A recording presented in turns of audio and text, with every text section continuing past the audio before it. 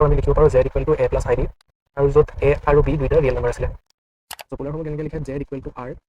cos theta plus i sin থিটা চ' I guess তোমাৰ মনত পৰি গৈছে এইটো থিটা ইকুৱেল টু হ'ল tan inverse b by a tan ইনভাৰ্ছটো আহি গৈছে b আৰু এটোতো কমপ্লেক্স নাম্বাৰৰ পৰাই আহিছে ইয়াৰ পৰাই আহিছে তাৰপিছত যদি আমি ফ'ৰ্থ কোৱাড্ৰেণ্টৰ কথা কওঁ ফ'ৰ্থ কোৱাড্ৰেণ্টৰ কথা ক'লে কি হ'ব অ'কে চ' আমি খালি পোলাৰ ফৰ্মটো জাষ্ট ৰিভাইজ কৰি ল'লে হ'ব চ' আমি জানো যে এটা কমপ্লেক্স নাম্বাৰক আমি লিখিব পাৰোঁ z equal two a plus ib আৰু য'ত a আৰু b দুইটা ৰিয়েল নাম্বাৰ আছিলে তাৰপিছত i কি আছিল i আছিল কমপ্লেক্স নাম্বাৰ আৰু a b আৰু i এই তিনিটাই মিলি কি বনাইছে z আৰু z টো এটা কমপ্লেক্স নাম্বাৰ তাৰপিছত এই যোনটো কমপ্লেক্স নাম্বাৰ আছে a প্লাছ ib এইটোক আমি লিখিব পাৰোঁ পোলাৰ ফৰ্মত চ' পোলাৰ ফৰ্মত কেনেকৈ লিখে z equal to r cos theta plus i sin থিটা চ' আই গেছ তোমাৰ মনত পৰি গৈছে এইটো তাৰপিছত কথাটো হ'ল কি r মানে কি আৰু এই থিটা মানে কি চ' r মানে হ'ল r equal to root over a আৰু b a square plus b square আৰু থিটা যোনটো আছে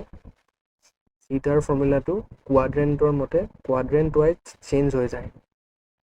আমাৰ তাত আছিল চাৰিটা quadrant first quadrant second quadrant third quadrant আৰু ফ'ৰ্থ কোৱাড্ৰেণ্ট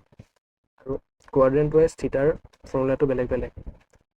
আমি এইটো চিৰিজত খালি দুটা কোৱাড্ৰেণ্টৰ ওপৰত কথা পাতিম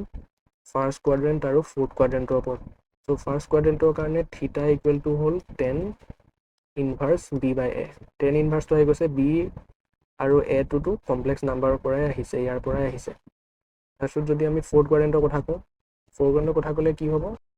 এৰ যোনটো ভেলু আছে ফাৰ্ষ্ট কোৱাড্ৰেণ্টত সেইটো হ'ল প্লাছ a আৰু প্লাছ b